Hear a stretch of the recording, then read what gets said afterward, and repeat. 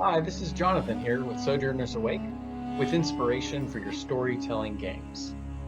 Today, I will be talking about how to use the exploration pillar for Dungeons and Dragons, as well as ideas for wilderness survival.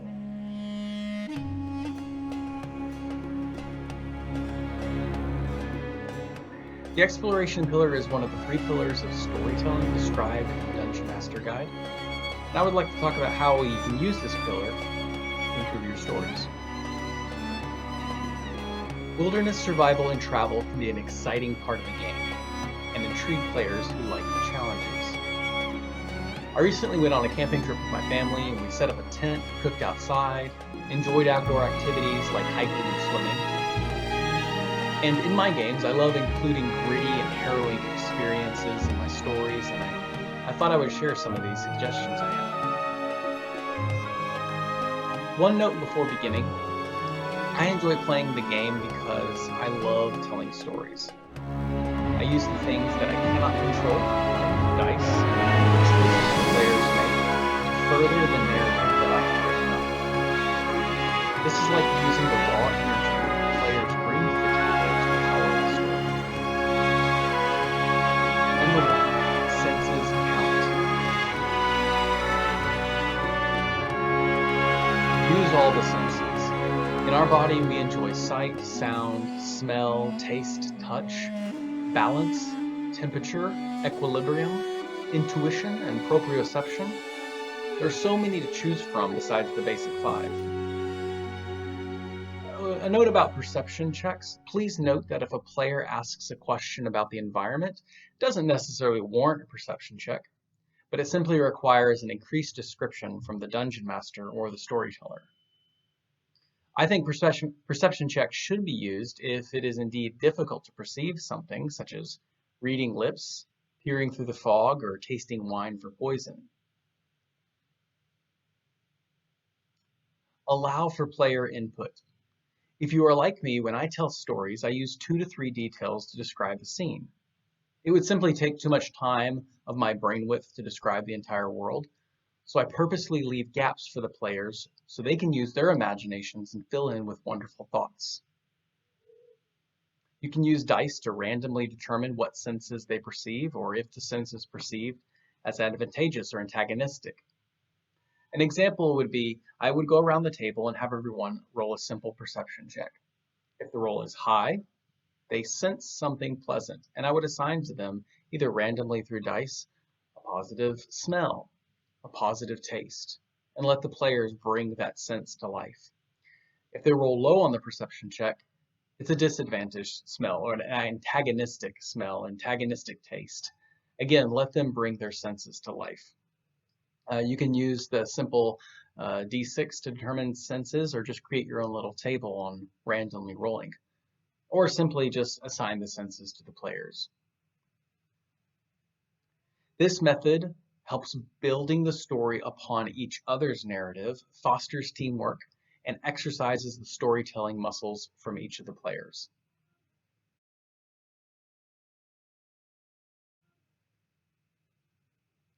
Two questions and an action. I've started using this method in my sessions and found it to be a great way to build upon the exploration pillar. The recipe is simple. After the storyteller describes the scene, whether it be a riddle, puzzle, a trap, or a monster, the players then get to ask the dungeon master 2 questions. After going around the table and building up the scene, the players then take turns to describe what their actions would be to resolve the scenario. And in this way, you can watch the players exercise their storytelling muscles to help describe the scene and the setting. I notice this works particularly well with puzzles and riddles. Also, this promotes a culture of active listening. In improvisational comedy and in our everyday conversation, we use the yes and method. It means we take the reality for what the other person says and we build upon it.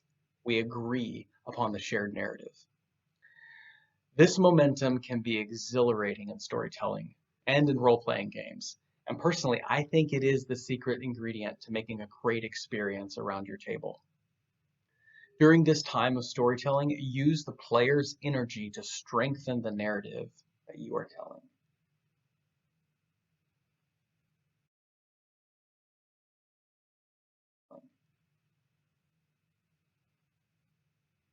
Contribution challenges. Rather than using skill challenges, I like to think of them as players contributing to resolve challenges.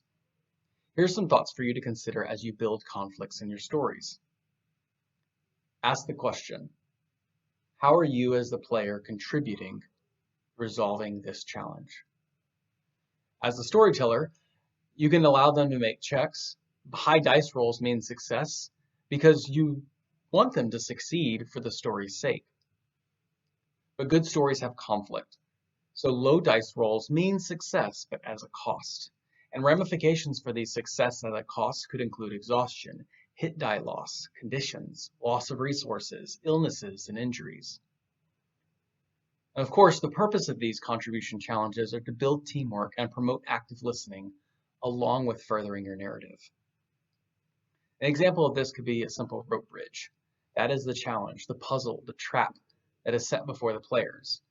Go around the table, use the two-question and an action method, and then ask them, what are you going to do to resolve this challenge? If the player decides, well, I'm going to use my strength to shore up the rope bridge so that the rest of my team can get across, have them make an athletics check. If they succeed, which you want them to do, there might be a ramification for that. Maybe they roll a 2 on a strength check. Well, yes, their idea works, but they injure themselves. They lose some hit dice or gain some exhaustion as they use all their strength to allow their players to cross. Maybe the next player decides, I'm going to tightrope across very quickly and secure the rope bridge on the other side. Okay, well, they do great at this acrobatics check, a 25. The players can then describe how they superhero the day and help their party out.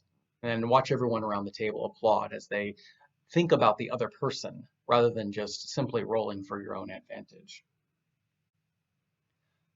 A note on hazards. If you are telling a gritty story or perhaps trying a few sessions of harrowing wilderness survival, consider preventing the benefits of a long rest until the journey is complete. Consider preventing the condition or loss of hit points unable to be solved using spellcasting. Maybe this particular disease or condition can only be cured with 3 days convalescence. This makes wilderness seem all the more intense and hostile and leads the players to yearn for relief.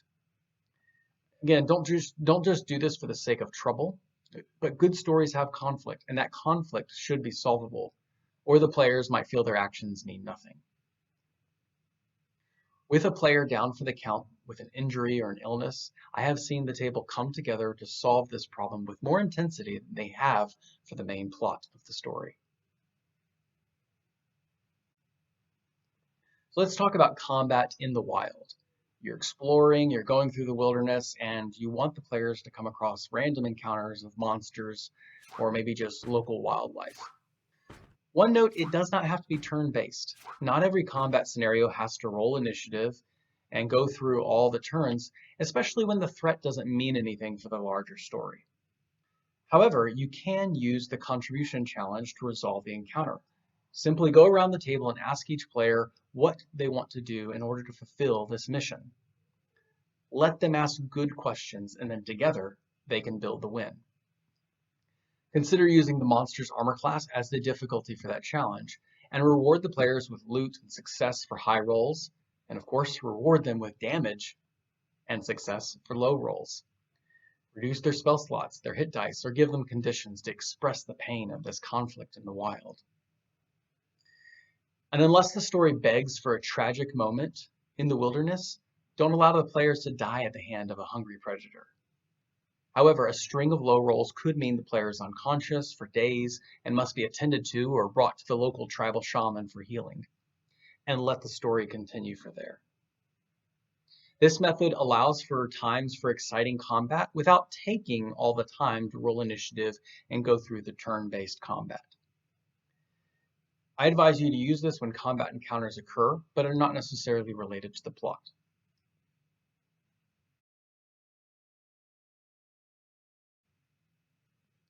Resource management. Wilderland travel can span over weeks in game, but seconds out of the game. To extend the narration of the story and keep it exciting, Keep track of the travel time as the players move through the wild.